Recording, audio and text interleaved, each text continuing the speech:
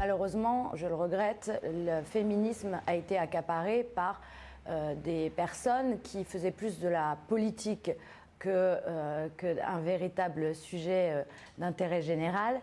Et on sentait que l'homme était plus à abattre que la femme était défendue. Pour moi, être féministe, c'est ne pas tolérer ce qu'on ne tolérait pas pour nos propres filles. Non, je souhaite sincèrement que la femme soit considérée de par ses compétences, sa volonté, sa liberté d'entreprendre ou sa liberté d'être mère au foyer. Ça serait un vrai respect de la femme. Néanmoins, ça serait une erreur que de vouloir la parité totale. Je pense qu'il faut vraiment remettre au centre de ce sujet de la parité, les compétences des uns et des autres. Diplomatie féministe. La diplomatie, oui, ça me parle. C'est un sujet important et primordial en ces temps de guerre aux portes de l'Europe. La diplomatie féministe, pas vraiment.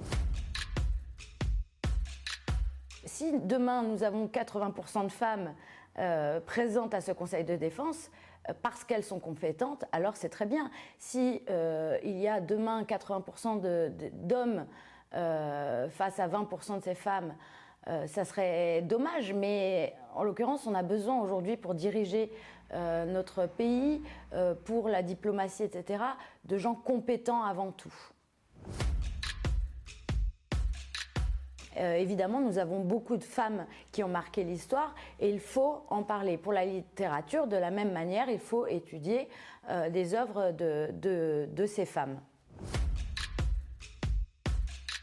Les 3 premières années du mandat de Marine Le Pen, si elle est élue le soir du 24 avril, ça sera effectivement son but est de rassembler les Français. Au bout de ces trois premières années, alors le sujet de la GPA sera mis au référendum. Car si on peut comprendre humainement que la majorité des Français soit pour la GPA, il y a des questions à se poser sur l'instrumentalisation, la monétisation aussi. Donc il y a beaucoup de choses à réfléchir sur ce sujet qui est important et indispensable, certes. Aujourd'hui, une femme qui a 50 ans est mise de côté, malheureusement, mais c'est le reflet de ce qu'on peut lire dans les journaux où on voit toutes ces jeunes femmes qui ont 20 ans, 25 ans ou plus. Très rarement, une femme de 50 ans est mise en valeur, ce qui est une erreur monumentale. Les quotas, j'ai vraiment beaucoup de mal avec cela. Même si il faut reconnaître que ça a pu faire avancer les choses. Néanmoins, c'est toujours pareil, c'est une question d'éducation, c'est une question d'en parler davantage peut-être dans les médias, dans la presse. Et à nous, mesdames, de montrer qu'à 50 ans et plus même, on a toujours beaucoup de choses à apporter. L'expérience, je le disais tout à l'heure, il n'y a rien de mieux pour faire avancer les choses. Marine Le Pen propose de doubler l'allocation de parents isolés de 130 € à 260 €, serait peut-être plus confortable même qu'une défiscalisation. Oui, je serais plutôt favorable à cela, mais néanmoins, il y a bien des choses à faire avant, comme inscrire les harceleurs de rue sur le fichier des délinquants sexuels. Pourquoi ?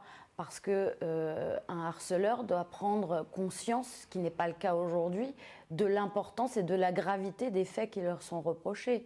Ça serait un premier pas.